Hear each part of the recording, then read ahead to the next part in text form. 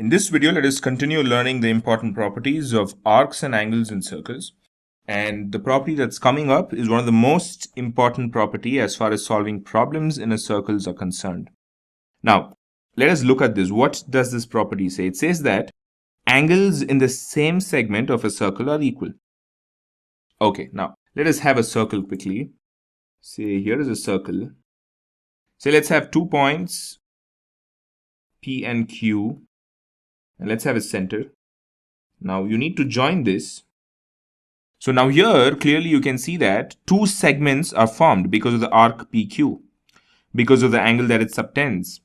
So now one is this segment, another one is this segment. You can clearly see that it is separated by these two dotted lines. Now say for example, if you continue to draw lines like this, say from here to here. So PQ is subtending this angle, or say PQ is subtending this angle, or say PQ is subtending this angle. Okay, there are three angles subtended by PQ, but you know what? Since they all lie in the same segment, all these angles are equal to each other. So that is what this property says. Let us go to the next property now. This property says that the angle in a semicircle is a right angle. Now, if you noticed very carefully, we almost did this property in the first video of important properties of arcs and angles in circles, and this is the second case. All right, let us again take this up. Say we've got a circle.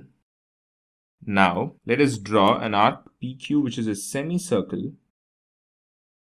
Now, what angle does the arc PQ subtend? It subtends at the center an angle of 180 degrees. Now, if the same angle, if the same arc PQ, if the same semicircle PQ subtends another angle, say somewhere here, then it's going to be exactly half of 180 degrees. Or this is going to be 90 degrees, which is nothing but the angle in a semicircle is a right angle. Whereas, say let us consider this kind of an angle, something like this. Now this angle, you cannot call it is the angle in a semicircle because it is definitely going out of the boundaries of a semicircle. Whereas you see this, it is exactly in a semicircle. So angle P, say AQ, is going to be 90 degrees. So the angle in a semicircle is a right angle. Let us go to the next property. The next property states that the arc of a circle subtending a right angle at any point of the circle in its alternate segment is a semicircle. Now we don't have to draw another circle because we've already covered this here. It's just in the reverse way. Now they're saying the arc of a circle subtending a right angle at any point of its circle. Say for example, let's consider PQ as an arc. Now this is an arc that is subtending a right angle in its alternating segment. Now the segment of the arc PQ is this. But when it subtends a right angle in its alternate segment, this is the alternate segment. So here it is, it subtends 90 degrees here in the alternate segment. Then that arc is definitely going to be a semicircle.